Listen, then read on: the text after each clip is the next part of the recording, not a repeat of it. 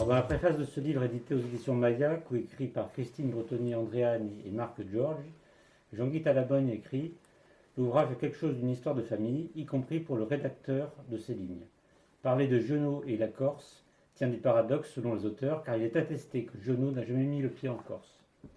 Ce livre n'est donc pas une histoire de famille au singulier, donc, mais également une histoire de famille au pluriel, celle des Valérie et des Jason, des familles qui n'appartiennent pas au même monde, puisque la première est réelle et la seconde de l'ordre de la fiction. De surcroît, une mère les sépare, des terres aussi. Mac Journal a rencontré Christine Bretonnier le samedi 5 juin 2021 lors d'une lecture de passage de Giono et la Corse, accompagnée de Peter Villalba et de Karim Eloumi au violon. Alors, première question, Christine. Quels sont vos liens avec Meaux et la Seine-et-Marne? Alors, moi, je suis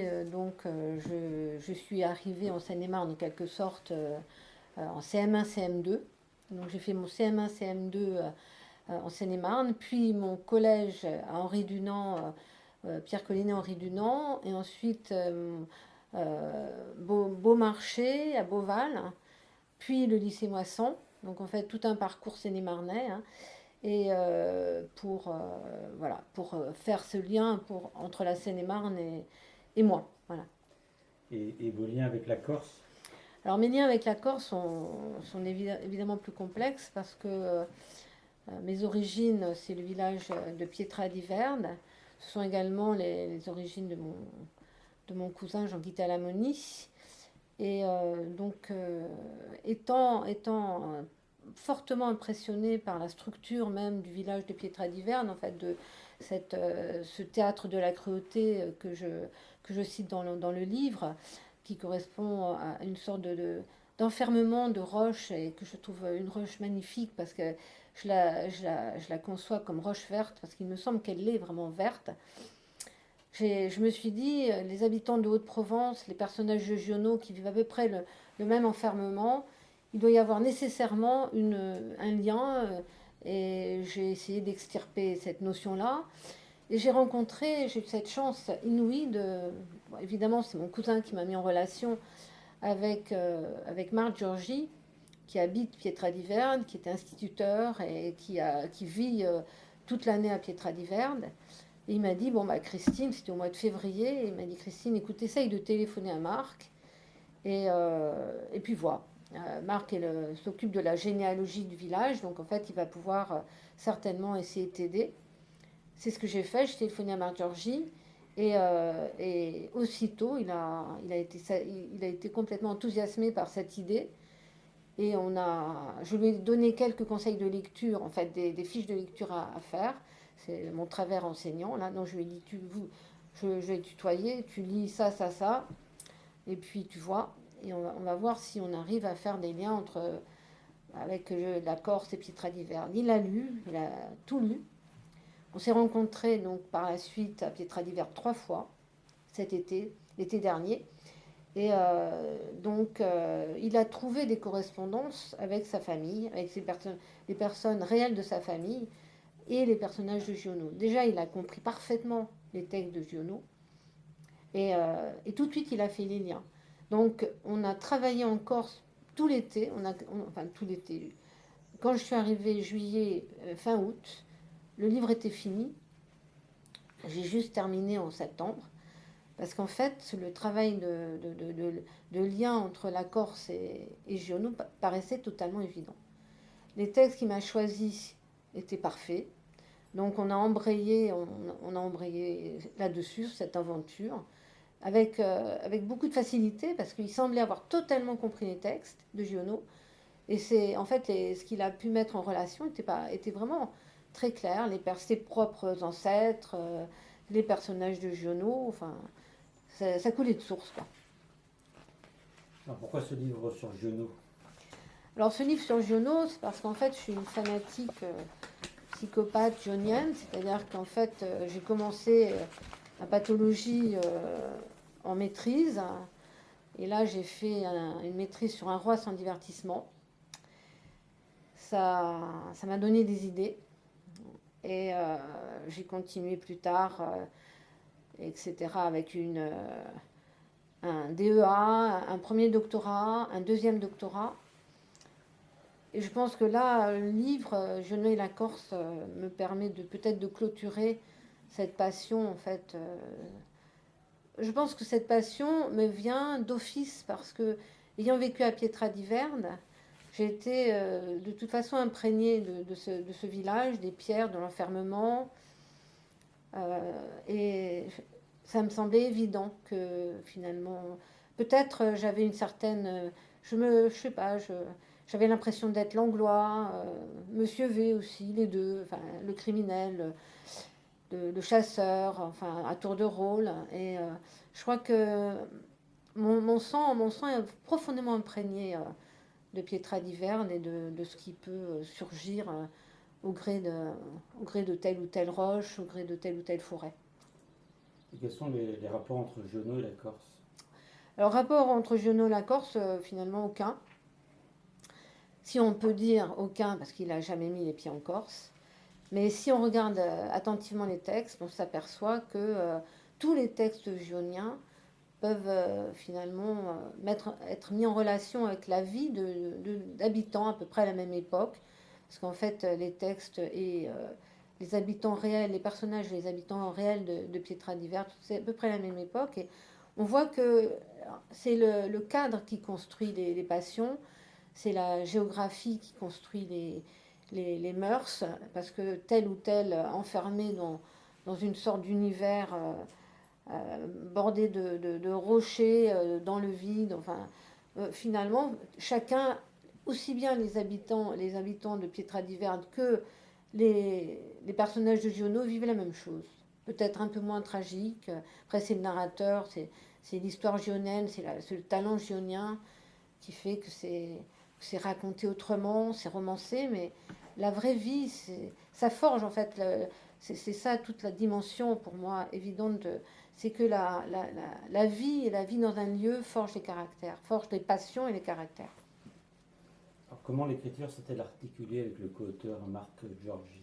Alors avec beaucoup de simplicité.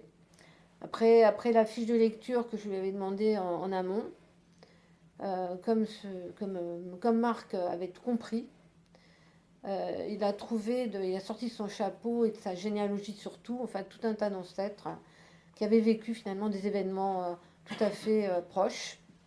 Donc tous les chapitres se sont enfilés les uns derrière les autres avec une facilité déconcertante, grâce à Marc, parce qu'en fait il me sortait un ancêtre de son chapeau.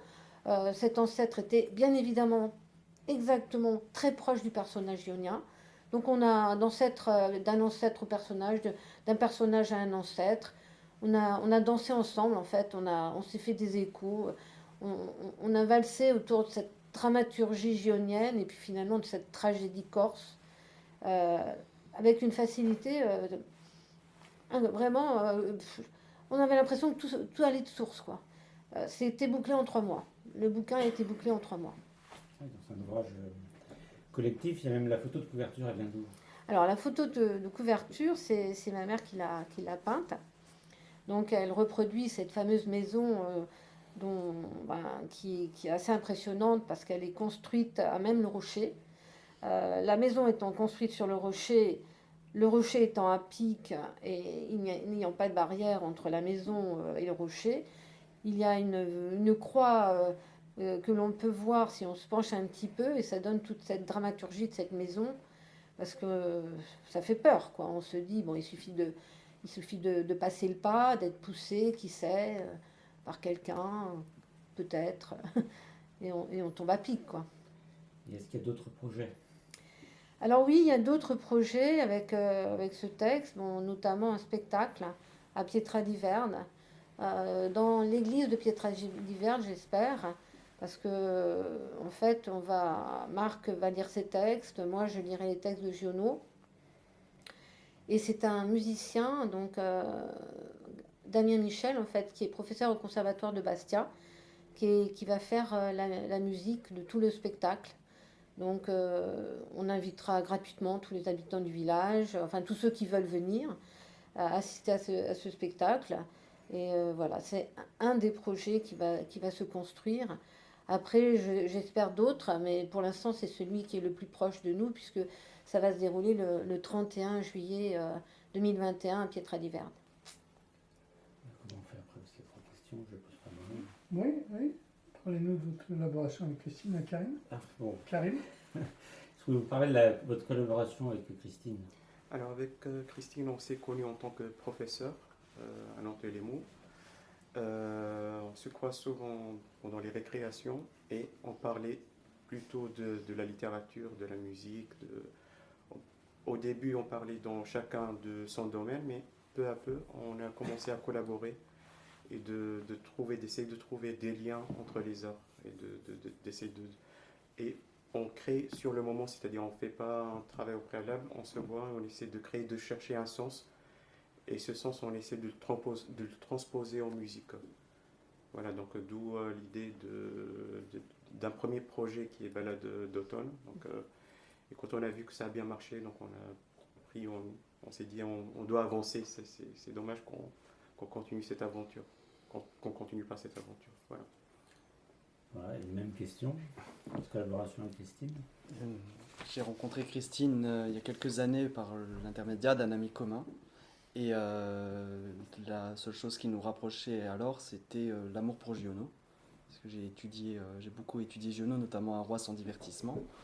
Et forcément, ça nous a parlé tout de suite. Et, On est tous des psychopathes. oui. Et au fur et à mesure des années, nous avons tissé quelques liens. Et un jour, Christine m'appelle et me dit voilà, je vais faire une lecture de ces textes-là et j'aimerais bien que tu lises Giono. Je lui ai dit alors, tu sais, je suis seulement enseignant de français, je suis pas lecteur. Et elle m'a dit mais fonce et tu y arriveras. Et acte. Voilà. Et Thierry, vous voulez bien nous parler un petit peu de vous? Alors, de moi, des éditions Maya, on peut parler, oui, comment on s'est rencontrés. C'était un matin, il devait être 2h du matin, j'étais sur Facebook. Et Ange Mezzadre, qui est directeur de la collection Oulombe, aux éditions Maya, n'était pas encore couché, moi non plus. Et puis il faisait la promo de son bouquin, et sur un sujet qui ressemblait au mien, puisqu'il s'agissait de la Corse. Et du coup, je lui ai envoyé mon livre. On s'est un peu échangé nos livres. Et c'est comme ça qu'il y a un premier livre, qui était un roman intitulé Chien de sang, qui a été publié aux éditions Maya, je crois que c'était en 2016. Et ensuite, on s'est rencontrés, on a sympathisé, et puis on a pris surtout beaucoup de rendez-vous dans des cafés, et on blaguait. Et un jour j'ai dit oui, on pourrait faire aussi un bouquin sur Nietzsche, mais c'était un peu une macagne, c'était une blague. Je me suis dit oui, Nietzsche a parlé des Corses, mais comme beaucoup de monde, on savait qu'il y avait 2 ou 3 phrases de Nietzsche sur la Corse, et autour on comptait broder, faire des blagues, inventer beaucoup. Et en fait, j'ai pris l'affaire au sérieux, et quand j'ai commencé à écrire ce bouquin, je me suis rendu compte en fait que Nietzsche s'était réellement intéressé à la Corse, plus que ce qu'on pensait, et qu'il, pendant 10 ans de sa vie, il était vraiment fasciné par cette île, et il a écrit en fait des textes qui n'étaient pas publiés. Enfin, ils étaient publiés, mais ils étaient mélangés à d'autres textes, à savoir les fragments posthumes qui ont été traduits qu'une seule fois dans les années 70. Et c'est noyé dans 20 volumes, les questions de la Corse. Mais voilà, on ferait trop attention parce que personne ne les lit en fait. Et en rassemblant tous ces fragments, je me suis rendu compte en fait que la Corse était vraiment un sujet très très important chez Nietzsche, puisqu'elle était citée plus d'une 30aine de fois. Et donc ça a fait l'objet d'un livre, voilà, qui est le premier livre de la collection Un auteur et la Corse. J'ai fait Nietzsche et la Corse, après. Voilà, donc, comme Thierry, moi je suis une fanatique de Nietzsche, donc j'ai lu avec beaucoup de plaisir le livre de Thierry, et je me suis dit, ah bah, moi je suis gionienne, donc on va voir.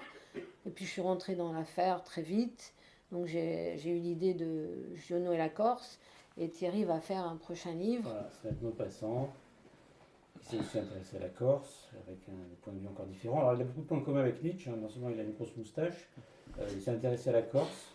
Et en plus, à peu près à la même date, hein, et il est devenu fou 2 ans après. Voilà, donc beaucoup de points communs. Voilà, j'espère qu'on on va pas ressortir quelques fous. Alors, C'est la Corse qui rend fou. Je pense que C'est voilà. On verra. Qui sera le prochain? on verra. Disons que cette folie, il l'a montré plutôt à ce Oui, moment-là, voilà, parce qu'il était c'est déjà ça. fou de base. Orso Ours Lion, à Lérigny, était né en 1867. Sa bonté, sa gentillesse et sa générosité étaient légendaires, mais pas autant que sa force physique, qui était, au dire de tous, surhumaine.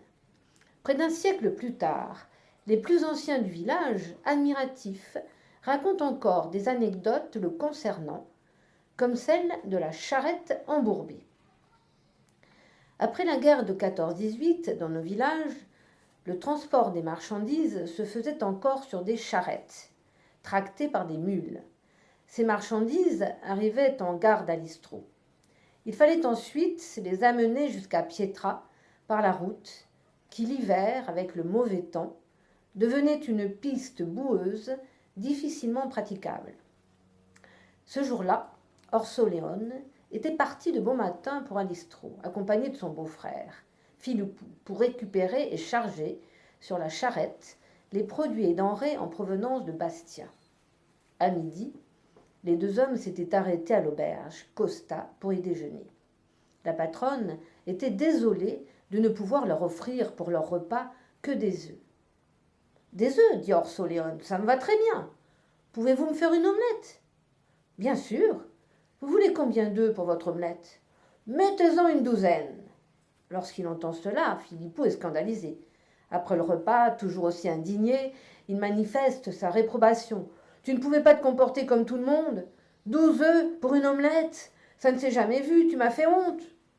Orso-Léon ne répond pas. Il faut à présent remonter au village, avec la charrette au maximum de sa charge. Bientôt, un orage éclate, et la route devient un ruisseau de boue. Les chevaux ont du mal à avancer. Une roue de charrette, lourdement chargée, s'enfonce jusqu'à l'essieu, dans une ornière. Des hommes, nombreux, viennent à la rescousse. Ils n'arrivent pas à dégager le véhicule. « Laissez-moi faire !» dit Orso-Léon. Il s'accroupit sous la charrette. Son épaule est en contact direct avec l'essieu de la roue embourbée. Il s'arc-boute et donne le maximum de sa force pour extirper la roue de l'ornière boueuse. Les hommes et les chevaux participent à l'effort. Bientôt, grâce à la puissance physique d'Orso-Léon, la roue repose enfin sur un sol stable. La charrette peut repartir et arriver au village sans encombre. Philippou, quelques instants auparavant, très en colère contre son beau-frère, à présent s'avance vers lui rayonnant et dit, pour que tous les autres entendent. Tout à l'heure, lorsque tu as demandé à l'aubergiste une omelette de 12 œufs, j'ai eu honte et je t'ai maudit. Mais après avoir vu ce que tu es capable de faire, je suis fier d'être ton beau-frère et je comprends maintenant que pour produire une telle force, tu aies besoin de manger beaucoup plus qu'un homme ordinaire. Charles Mathieu Valéry est né en 1883. On le surnommait Charles Pita à cause de son teint coloré. Il était capable de soulever un sac de pommes de terre de 80 kilos avec ses dents, par la seule force de sa mâchoire. Lorsqu'il fallait décharger le mulet de sa charge de bois, il ne s'embêtait pas à enlever les rondins l'un après l'autre, comme cela se fait habituellement. Il prenait le bas avec sa charge complète et le mettait directement sur le sol pour gagner du temps et soulager la bête rapidement.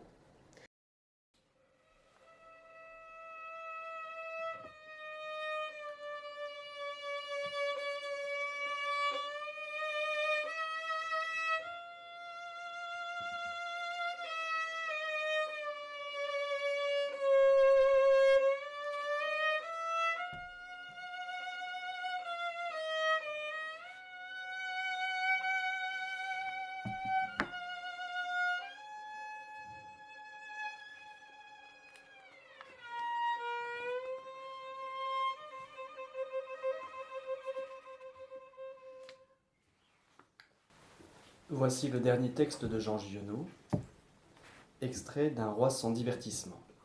Frédéric II et le hêtre.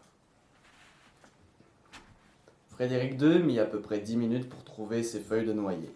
Il était sur sa porte. Il allait la refermer. Il entendit du bruit dans le hêtre.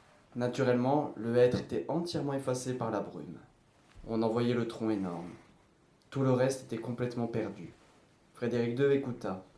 Ça n'avait l'air de rien. C'était du bruit. On était bien incapable d'imaginer quoi que ce soit avec ce bruit-là. Des oiseaux? Alors des gros, et qui bougeaient avec précaution. En cette saison, il n'y a pas d'oiseaux au nid. Des rats? Il semblait qu'à un moment donné, ça avait un peu couiné. Ça n'était pas des bruits de rats. On ne pouvait absolument rien voir. À l'endroit où se produisait le bruit, c'était blanc parfait. Frédéric resta la main sur le loquet. Il n'avait pas mis ses sabots. Ce matin-là, il avait ses bottes. Il pouvait marcher sans faire de bruit. Il lâcha tout doucement le loquet et il s'approcha. Là-bas, en face, à une 50aine de mètres, l'homme, debout, adossé au tronc d'un hêtre, nous regardait. Nous sommes restés ainsi un petit moment face à face, à travers 50 mètres. Puis Langlois s'est avancé pas à pas, jusqu'à être à 3 pas en face de l'homme. Là, ils eurent l'air de se mettre d'accord, une fois de plus. L'homme et lui, sans parole. Et au moment où vraiment on n'allait plus pouvoir supporter d'être là, où l'on allait crier « Alors, qu'est-ce que vous faites ?» Il eut une grosse détonation, et l'homme tomba. Langlois lui avait tiré 2 coups de pistolet dans le ventre, des 2 mains, en même temps. « C'est un accident, » dit Langlois. Quant à lui, en rentrant chez nous, il trouva la lettre de démission qu'il avait commencé à rédiger. Il ajouta « Manque de sang-froid, regrettable dans le service. Détente de pistolets trop usés qu'un examen soigneux des armes aurait dû déceler ont causé ce terrible accident pour lequel je suis sans excuse. » Il mit sa lettre sous enveloppe et l'envoya. Épilogue. J'ai commencé cet essai par une citation de Paul Valéry. Je le termine par une citation de Nietzsche. Finalement, personne ne peut tirer des choses, y compris des livres, plus qu'il n'en sait déjà. Ce à quoi l'on n'a pas accès par une expérience vécue, on n'a pas d'oreille pour l'entendre. Les Valéry ont expérimenté la vie des Jasons. Leur sang est à jamais devenu encre, une encre verte, évidemment, comme si, subrepticement, cette belle pierre de Pietra di Verde avait mêlé ses pigments à leur sang.